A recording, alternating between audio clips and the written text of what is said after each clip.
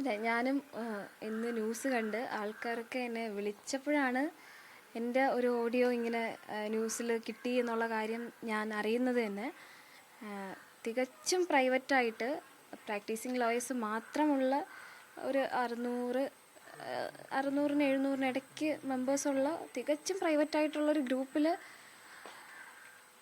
എനിക്കെതിരെ ഞാൻ സ്വപ്നത്തിൽ പോലും വിചാരിക്കാത്ത ആരോപണങ്ങളെന്നല്ല, ശരിക്കും അതൊരു വിക്ടിം ബ്ലെയിമിങ് ആയിരുന്നു.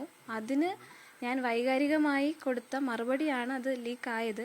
അതാരാണ് അങ്ങനെ ചെയ്തതെന്നുള്ള കാര്യത്തിൽ എനിക്ക് യാതൊരു അറിവുമില്ല. എന്തായാലും ഞാൻ അങ്ങനെ കൊടുത്തിട്ടില്ല.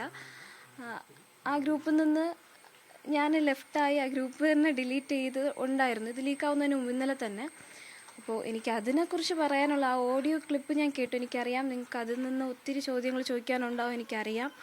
ഞാനത് എപ്പോഴും പറയുന്ന കാര്യമാണ്. എൻ്റെ ബാർ അസോസിയേഷൻ, ബാർ കൗൺസിൽ, എല്ലാ രാഷ്ട്രീയ മേഖല, ഒരു പാർട്ടി എന്നല്ല, എല്ലാവരും, പല സംഘടനകൾ, എനിക്ക് പേര് പോലും അറിയാത്ത ഒത്തിരി സംഘടനകൾ, ഒത്തിരി സംഘടനകൾ, എല്ലാവരും എനിക്ക് അവരുടെ പിന്തുണ അറിയിച്ചു.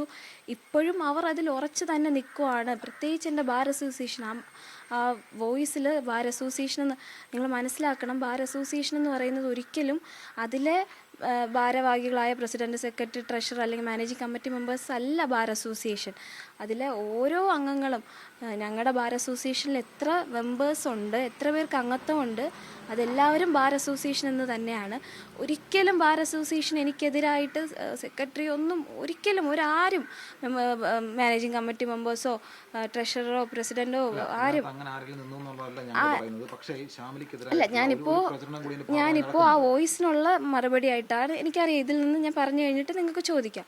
അപ്പോൾ ഞാൻ പറയട്ടെ, ആദ്യം തന്നെ പറയട്ടെ, ഇത്തരത്തിൽ ആരും എനിക്കെതിരെ പറഞ്ഞിട്ടില്ല.